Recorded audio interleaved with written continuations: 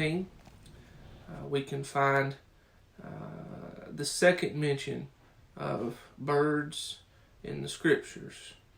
And like I explained in the last video, in Genesis 1, when it speaks of fowl there, that is including birds, but it's not being specific just to birds. And then we went in our devotion yesterday and looked at the first place that birds were specifically mentioned. And then here today we're going to look at the second place that we see them mentioned. In Genesis chapter 15, verse number 1, the Bible says, "And after these things the word of the Lord came unto Abraham in a vision, saying, Fear not, Abraham, I am thy shield and thy exceeding great reward.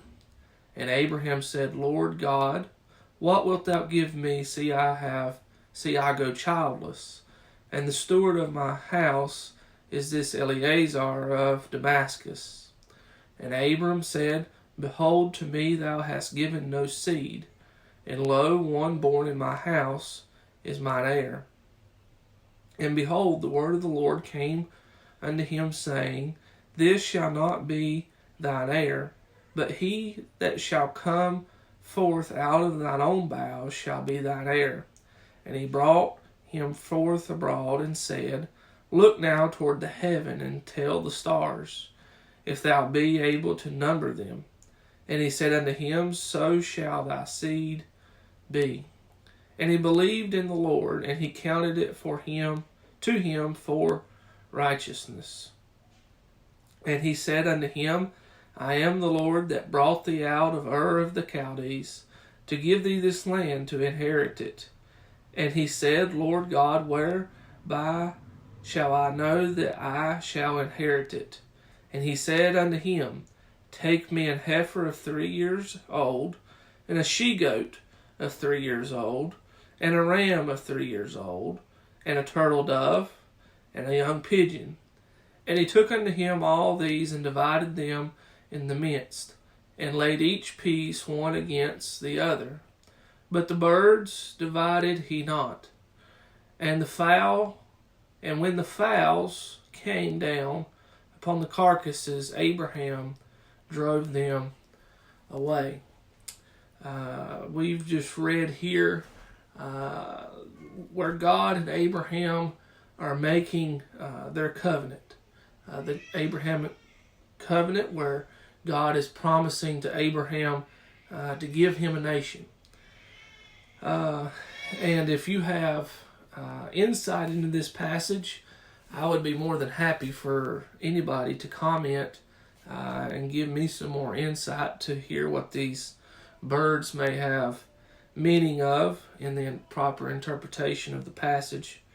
I've read and I've studied and I've read after others and tried to find some things, but I haven't found much on what the significance of this turtle dove and this young pigeon is, and what the significance of them not being divided might be. But what I have come across, and what as I began reading this passage, I felt as though God was saying to my heart through His Word, was this: that God, no matter how small you may be, God wants to use us. You may be somebody big. You may be somebody or something that is big, like a heifer. Or you may not be. You may be somebody as small as a pigeon. Somebody as small as a turtle dove. It doesn't matter what your size is, but God desires to use us. But not only does God desire to use us, but we see that these turtle doves and these pigeons was part of the sacrifice that was given that would bring the blessing for Abraham. And it's these turtle doves and these rams and this she-goat and this heifer. They're what brings apart the covenant between Abraham and God, that brought the blessings of God on the life of Abraham. And it was these birds that was instrumental in what brought this covenant to be. And I know that it was God who worked the covenant. It was God who did all of the work in bringing this covenant to pass. But it was through these turtle doves and these pigeons, these two birds, that God used them as a means to bring blessings into the life of Abraham, who was at this point named Abram. But we see in this passage that there's two different types of birds. In this passage we see that there's these turtle doves and these pigeons. But also in the last verse that we read, verse 11, it said, "And when the fowls came down upon the carcasses, Abraham drove them away." Here we see the second type of birds, the second type of fowls of the air. This word fowls, it actually carries the idea of what we would know as a buzzard or a vulture or a bird that is a scavenger. A bird that takes away things from others. These fowl, these buzzards, these birds of scavengery, they came also to this sacrifice, to this covenant that was being made between Abraham and God. But they didn't come bringing anything to the table. They didn't come to this sacrifice having anything to offer to Abraham. They didn't have anything that they were willing to give up to God, but rather they were coming to this place where this covenant was being made between Abraham and God for the sole purpose of trying to take things away. They had selfish intents.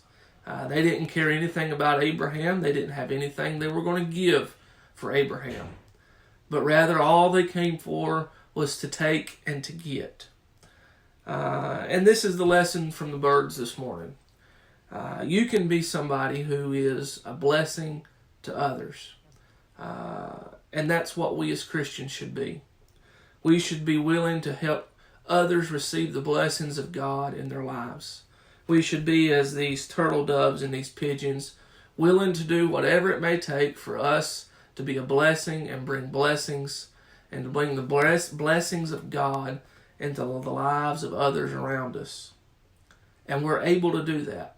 No matter how small we may be, we can share the blessings of God in the lives of others.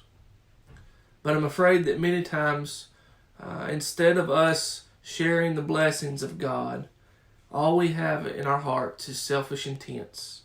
All we desire is things for our own bellies. All we desire is to steal the things of others.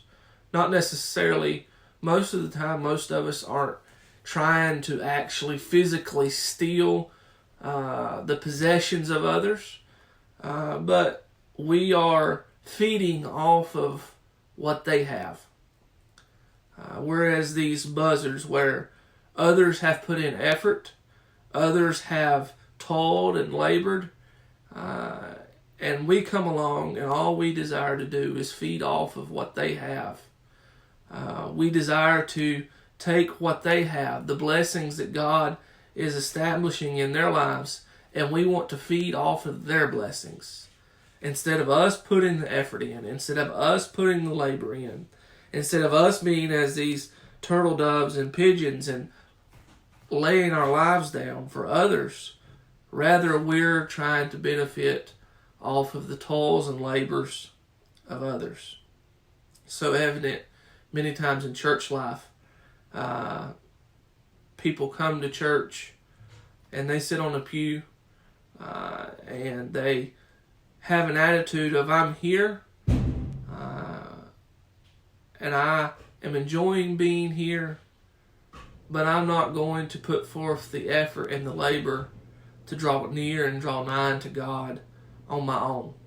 I'm going to take what you have fed off of. I'm going to take what God has given you in your life, and I'm going to feed off of that instead of feeding off of God myself and then sharing it with others, sharing the blessings of God with others. See, it's not just the preacher's responsibility. It's not just the Sunday school teacher's responsibility. It's not just the song leader's responsibility. When we come together as a church, whether it be at a sanctuary at the church or whether it be just in a home or wherever it may be, and when we congregate together as believers, whether it be on a Sunday or on a Monday, whether it be in our home or in the restaurant, even though they're all closed right now. I don't reckon anybody's congregating in a restaurant. But the idea is when we come together, we shouldn't solely be coming together to get the blessings that God has given other people. But rather we need to be coming and sharing the blessings and helping others receive the blessings of God in their lives. So what kind of bird are you?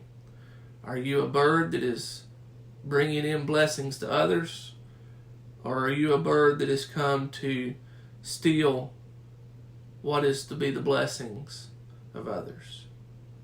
Are you a turtle dove and pigeon this morning, this afternoon? Or are you a scavenger bird, a vulture, a buzzard?